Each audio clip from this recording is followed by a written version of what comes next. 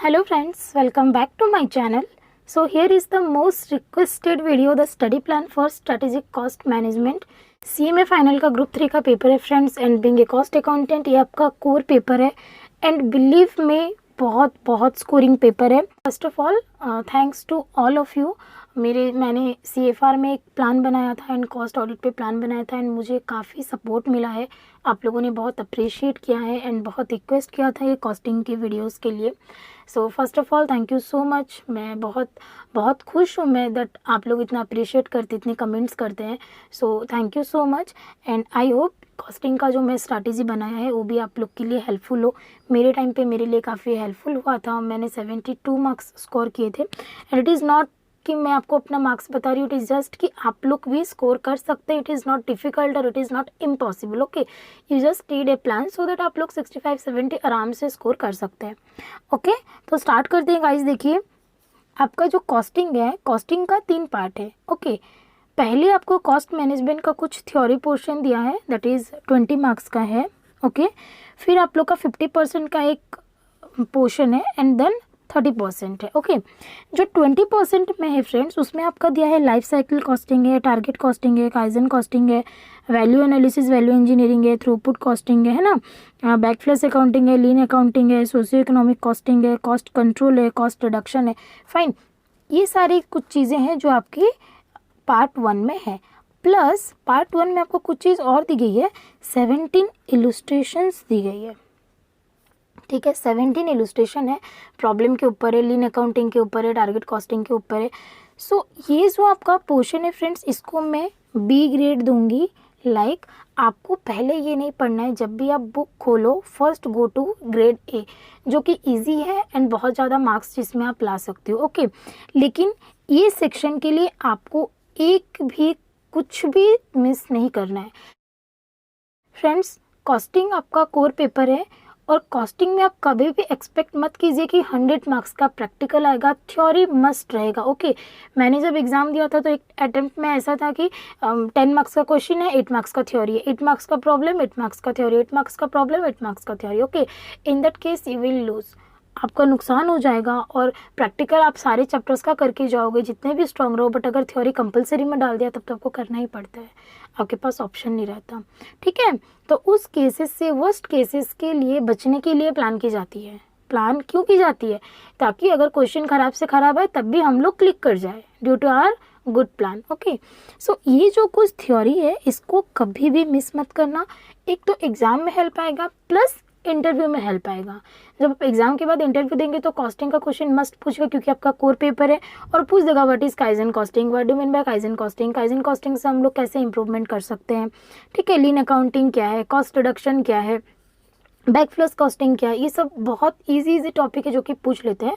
तो इस टॉपिक का जो थ्योरी है इसको थोड़ा सा आपको बाय हार्ट करना पड़ेगा. 2-4 बार रीड करेंगे आपको समझ में भी आ जाएगा. इजी है, देखो ये आप ऑलरेडी पढ़ चुके हो, ऑपरेशन मैनेजमेंट में पढ़ चुके हो, इंटर में वही सारी चीज़ें हैं. तो थोड़ा सा इसको आप लोग पढ़ लेना, स्किप मत करना. ओके, तो मैंने यहाँ पे लिख दिया है. अगर आप लोग देखना चाहो तो never ever skip all the theory plus practical. 17 question है. इसके अलावा आपको इस टॉपिक से कोई भी इलस्ट्रेशन प्रैक्टिस नहीं करनी है. ये 17 कर लिए बहुत है. प्रॉब्लम आएगा अगर इस चैप्टर से तो इसी में से आएगा. Never ever skip all the theory plus practical. ठीक है, फर्स्ट ग्रेड के लिए आप लोग क्लियर हुए. उसके बाद आइए, आपका सेक्शन D है, C आई थिंक बुक में C है. ओके, C है. C में जो 30% है वो क्या है, ऑपरेशन रिसर्च, जो कि उसका 90% हम लोग इंटर में पढ़ चुके हैं.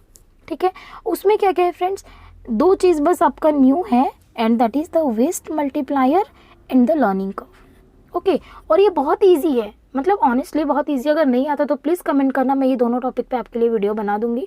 बहुत इजी है. Learning curve and waste multiplier से मैक्सिमम टाइम क्वेश्चन देता है बिकॉज ये आपके इंटर में नहीं था.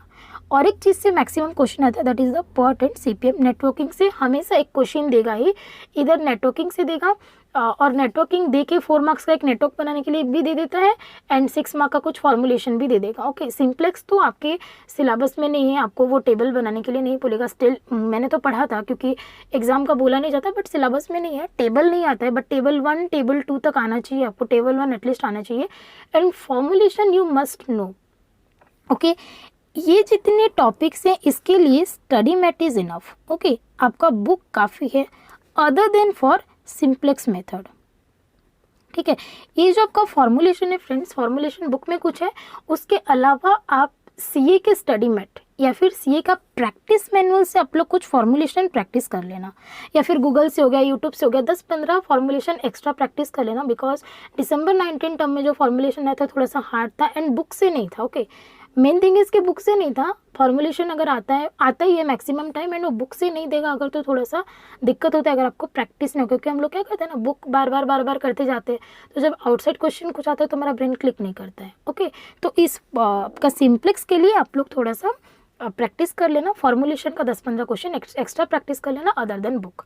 ठीक है, बाकी बहुत ईजी है, बुक इज़ इनफ। और ओआर का थ्योरी ज़रूरत नहीं है, मैं सजेस्ट नहीं करूँगी थ्योरी पढ़ने के लिए। Don't waste your time in studying theory for OR, operation research के लिए थ्योरी मत पढ़िए। देखना है तो थोड़ा बहुत सिंप्लेक्स वगैरह का जो है ओवरऑल देख लेना। लर्निंग कप का थोड़ा सा थ्योरी आता है और वेस्ट मल्टीप्लायर का। ठीक है, ये दोनों टॉपिक इंपॉर्टेंट है फाइनल के लिए, तो ये दोनों का बस थ्योरी देख लेना प्लस प्रॉब्लम, बाकी सबका प्रॉब्लम देख लो, काफ़ी है। ठीक है, रिट्रांसपोर्टेशन में लूपिंग वगैरह है, बट मैं नहीं सजेस्ट करूँगी इतना डिप जाने के लिए, क्योंकि एग्जाम में नहीं आता है। स्टिल इंटर में पढ़ा हुआ था तो आप लोग एक बार उसको कर सकते हो, कोई दिक्कत नहीं है। और ओआर के कोई भी टॉपिक में आपको प्रॉब्लम हो प्लीज़ कमेंट कर देना, मैं वीडियो बना दूंगी, मेरे पास प्रॉपर नोट्स हैं, so I will provide that to you. Okay, इसके बाद फ्रेंड्स आपका आता है मार्जिनल कॉस्टिंग। ओके, जो 50 मार्क्स का है डिसीजन मेकिंग, इसका 3 पार्ट है। एक तो है मार्जिनल कॉस्टिंग, दूसरा स्टैंडर्ड कॉस्टिंग, तीसरा एबीसी जेट सिस्टम है। ठीक है, देखो पहले तो मैं बोलूँगी मार्जिनल कॉस्टिंग कीजिए। ठीक है, आपने बुक ओपन किया, आप इंटर क्वालिफाई किए, फाइनल्स के लिए जा रहे हो, बिफोर एग्जाम कैसे प्रैक्टिस करना है बता दूंगी, बट अगर फाइनल्स के लिए जा रहे हो, first of all go for section A, that is आप इंटर में पढ़ के आए हो, ओआर इजी लगेगा, प्लस आपका कॉन्फिडेंस बूस्ट करेगा कि फाइनेंस के कॉस्टिंग कुछ ज़्यादा हार्ड नहीं है, क्योंकि आप 30% कवर अप कर लोगे बहुत इजीली। ठीक है, तो पहले सेक्शन ए में जाइए, उसके बाद आप बी कैटेगरी में पहले जो सेक्शन ए है आपके बुक में वो पढ़िए, बिकॉज वो भी कहीं ना कहीं इंटर में सारा थ्योरी था। आपके एसएम जो था स्ट्रैटेजिक मैनेजमेंट अभी जो आ गया नहीं, उसमें सारा थ्योरी है, तो एक बार उसको रीड कर लेना। यूट्यूब में भी आपके बहुत क्लासेस मिल जाएंगे। ठीक है, ये सब टॉपिक पे मैंने भी उसी से पढ़ा था, तो हो जाएगा। और कॉस्टिंग नॉर्मली लोग सेल्फ स्टडी करते हैं तो हेल्पफुल रहेगा, कोई दिक्कत नहीं है। उसके बाद ये 50% कवर अप हो जाने के बाद आप लोग आइए मार्जिनल कॉस्टिंग पे। एंड मार्जिनल कॉस्टिंग बिलीव में बहुत ईजी है, इंटर का टोटल कॉन्सेप्ट ला के डाल दिया है बुक में फाइनल्स में। ठीक है, थोड़ा सा एडवांस्ड है, उससे ज़्यादा कुछ भी नहीं है, बस वो प्रोडक्ट मिक्स वगैरह है, प्राइसिंग डिसीजन है, जो कि बहुत बेसिक है, जो कि नॉर्मल लाइफ में भी हम लोग यूज़ करते हैं, वही चीज़ है। ठीक है, कॉस्टिंग के लिए मैं एक चीज़ सजेस्ट करूँगी, फर्स्ट ऑफ ऑल ऐसा नहीं, आप लोग क्या करते हैं, बहुत सारे स्टूडेंट्स मेरे फ्रेंड्स भी करते थे, मैं मेरे फ्रेंड्स को भी मना करती थी, बुक का क्वेश्चन रीड किया, बुक का आंसर देखा एंड देन सॉल्यूशन किया। नेवर एवर डू दैट, वो कभी भी मत कीजिए। ठीक है, आपने एक कॉन्सेप्ट पढ़ा, ठीक है, पीवी रेशियो, फिक्स्ड कॉस्ट, जितने भी है ब्रेक इवन पॉइंट, आपने मार्जिनल कॉस्टिंग का सारा फॉर्मूला पढ़ लिया, समझ लिया कि क्या होता है कॉन्सेप्ट, मार्जिन ऑफ सेफ्टी सारा पढ़ लिया। ओके, उसके बाद क्या कीजिए, बुक का एक क्वेश्चन पिक कीजिए and try to solve that by yourself. Don't look at the book ना, बुक का आंसर भी रॉन्ग होता है, आप लोग कंफ्यूज होते हो, बुक में तो बहुत सारे आंसर्स रॉन्ग है। ठीक है, तो आप लोग क्या कीजिए, खुद से सॉल्व कीजिए ना बाबा, पहले खुद से सॉल्व कीजिए एंड खुद जहाँ पे अटके वो पॉइंट देखिए कि बुक में क्या क्या है, एंड नेक्स्ट टाइम फिर उसको खुद से सॉल्व करने की ट्राई कीजिए। अगर आप, और एक गलती क्या करते हैं हम लोग, बुक निकाले, क्वेश्चन पढ़े, बुक का आंसर देख लिया, हाँ ये ईजी है, हो जाएगा क्लिक, ऐसे कभी भी मत कीजिए, बिकॉज आपको आंसर तो पता चल गया बट एग्जाम में हाथ रुक जाता है, कौन से पॉइंट की कैलकुलेशन में जाके आप स्टॉप हो जाएंगे और ये कहाँ से है पता नहीं चलेगा आपको, सच में एग्जाम हॉल में ही पता चलेगा। तो प्लीज़ राइटिंग प्रैक्टिस कीजिए, बुक का आंसर देख के पेज को टर्न मत कीजिए, इजी से इजी क्वेश्चन वो एक बार तो खुद से सॉल्व कर ही लीजिए। पहला पॉइंट, खुद से सॉल्व करो, क्वेश्चन देखो, खुद से सॉल्व करो, then go to answer, answer देखो। दूसरा पॉइंट, कुछ नहीं आया तो उसको देख के देखो कि क्या क्या है बुक में, नेक्स्ट टाइम खुद से करो एंड प्रैक्टिस करो। बुक का आंसर देखे हाँ हो जाएगा मेरे से, ये मत सोचो। अगर आप 10 बार प्रैक्टिस कर चुके हो, 11 नंबर टाइम आप सोच सकते हो कि हाँ हो जाएगा, मैंने किया है। फर्स्ट टाइम से आप कभी भी ये गलती मत करो। ठीक है, मार्जिनल कॉस्टिंग का 55 कुछ क्वेश्चन है, मेरे को याद नहीं है, आप लोग सारा क्वेश्चन करना। स्टैंडर्ड कॉस्टिंग पार्टली कर सकते हो, इस केस में आप सिलेक्टिव जा सकते हो, तो बहुत स्टूडेंट को प्रॉब्लम होता है, मैंने तो ये पूरा छोड़ दिया था, ऐसा नहीं कि मुझे नहीं आता, मेरा स्टैंडर्ड कॉस्टिंग का कॉन्सेप्ट बहुत क्लियर था, बट बिफोर एग्जाम इतनी थ्योरी पढ़ने के बाद प्रैक्टिकल इतना सारा नहीं देखने बनता है, 8-10 आवर्स का टाइम होता है, आप कितना चीज़ देखोगे। मैंने इसीलिए सिलेक्टिव किया था इसको। पार्टली इन द सेंस ऐसे नहीं कि आपको टोटल स्टैंडर्ड कॉस्टिंग छोड़ देना है। ओके, स्टैंडर्ड कॉस्टिंग भी इंटर का कॉन्सेप्ट ये थोड़ा सा एडवांस्ड है। तो जो बेसिक था ना फ्रेंड्स, मटेरियल का और लेबर का, ओवरहेड का, जिससे आपका 2 मार्क्स का क्वेश्चन मिस ना हो। मैं हमेशा फोकस करती हूँ कि अगर आप कुछ सिलेक्शन भी कर रहे हो तो उससे जो 2 मार्क्स का क्वेश्चन आता है वो मिस ना हो। तो थोड़ा बहुत बेसिक फार्मूला देख लेना, सो दैट आपका अगर 2 मार्क्स का कुछ प्रॉब्लम आता है एक आध तो वो मिस ना हो। ठीक है, ABC एंड जिस सिस्टम के ऊपर 7 to 8 क्वेश्चन कुछ है बुक में, इसको मिस मत करना। इसका theory plus practical, ABC costing का थ्योरी भी है, जीट सिस्टम का थ्योरी है, दोनों का थ्योरी पढ़ना प्लस प्रैक्टिकल करना। और जीट का भी प्रॉब्लम दे देता है, छोटा सा प्रॉब्लम है, बुक में एक आधी है लेकिन दे देता है एग्जाम में। ओके, तो इसको प्लीज़ स्किप मत करना, स्टार मार्क कीजिए इसको प्लस इसको। मार्जिनल कॉस्टिंग, स्टैंडर्ड कॉस्टिंग आप पूरा छोड़ सकते हो, बस 2 मार्क्स के लिए थोड़ा सा बेसिक्स देख लेना। फाइन, बिकॉज एग्जाम में आपका जो पेपर है 132 मार्क्स का आता है। अगर 2 क्वेश्चन टोटल स्टैंडर्ड कॉस्टिंग का आया तब भी छोड़ दो, आप जितना बाकी पढ़ रहे हो उसमें से आपका 100 मार्क्स आप अटेम्प्ट कर पाओगे आंख बंद करके। क्लियर है। इसके बाद मार्जिनल कॉस्टिंग का फ्रेंड्स द लास्ट स्टेप क्या होता था, जब 2016 सिलेबस न्यू आया तब बुक से डायरेक्ट देता था, सो दैट स्टूडेंट 75-80 तक स्कोर करते थे। अभी क्या हो रहा है, बुक से नहीं दे रहे हैं। ओके, और बुक से नहीं दे रहे हैं मतलब स्टूडेंट्स क्या कर रहे हैं, बस बुक प्रैक्टिस करके जा रहे हैं, कॉन्सेप्ट भी नहीं समझ रहे। अगर कॉन्सेप्ट समझ रहे हो तो book is enough, study mat हर एक सब्जेक्ट के लिए इनफ है अगर आप कॉन्सेप्चुअली पढ़ रहे हो। लेकिन अगर आप प्रॉब्लम वाइज जा रहे हो, टॉपिक वाइज जा रहे हो, देन आपको दिक्कत हो सकता है। तो मार्जिनल कॉस्टिंग के लिए मैं सजेस्ट करूंगी सिर्फ और सिर्फ ये टॉपिक प्लस आपका फॉर्मुलेशन के लिए। ठीक है, ये 2 टॉपिक के लिए मैं बोलूँगी। CA फाइनल का जो प्रैक्टिस मैनुअल है वो थोड़ा सा फॉलो कर लेना, ओनली फॉर दिस 2 टॉपिक। ऐसे नहीं कि आप पूरा कॉस्टिंग प्रैक्टिस मैनुअल से कर रहे हो, बुक से करो तो क्या कंफ्यूज हो के कितना ज़्यादा पढ़ोगे, दिमाग भी तो रिटर्न करना चाहिए ना। तो प्रैक्टिस मैनुअल प्रैक्टिस करना एंड पहले बुक का क्वेश्चन करना 50-55 जो भी है। इसके बाद प्रैक्टिस मैनुअल में आपको कुछ 70-80 क्वेश्चन मिलेंगे मार्जिनल कॉस्टिंग के। ये 70-80 क्वेश्चन में से 50 क्वेश्चन तो आपका वैसे ही हो जाएगा क्योंकि आप यहाँ पे बहुत कुछ कवर अप कर चुके हो।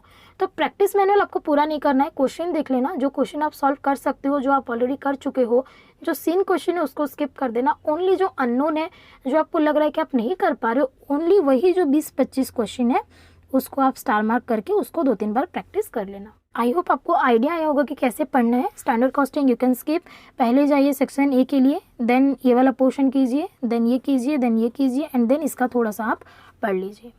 क्लियर है। अब आई बात रिवीजन स्टूडेंट्स की। रिवीजन स्टूडेंट्स ऑलरेडी आप लोग पढ़ चुके होंगे, बट रिवीजन के लिए भी वही स्ट्रेटेजी है, पहले रिवीजन कर रहे हो, OR कर लो, 1-2 घंटा लगेगा, रिवाइज कर लो क्योंकि इंटर में पढ़े हो, प्रैक्टिस कर चुके हो, फटाफट हो जाएगा। उसके बाद बी में आइए, सारा थ्योरी पढ़िए, उसके बाद मार्जिनल कॉस्टिंग कीजिए, जीट ABC कीजिए, उसके बाद स्टैंडर्ड कॉस्टिंग अगर आप पूरा छोड़ दिए हो तो थोड़ा बहुत कर लो ताकि आपका 2 मार्क्स का क्वेश्चन, वैसे तो देखो मिस हो भी जाए तो 90-95 भी अटेंड करते तो इनफ है, लेकिन मिस ना हो तो बेटर है क्योंकि कोर पेपर है, स्कोरिंग करना जरूरी है और स्कोरिंग पेपर है, main thing is scoring paper है। ओके, इसके बाद मैं आपको कहना चाहूँगी फ्रेंड्स, ऐसा नहीं है कि आपने 90 मार्क्स अटेम्प्ट कर लिया और आपका 70 आ जाएगा, 100 अटेम्प्ट कर लिया 70 आ जाएगा, नहीं ऐसा नहीं है।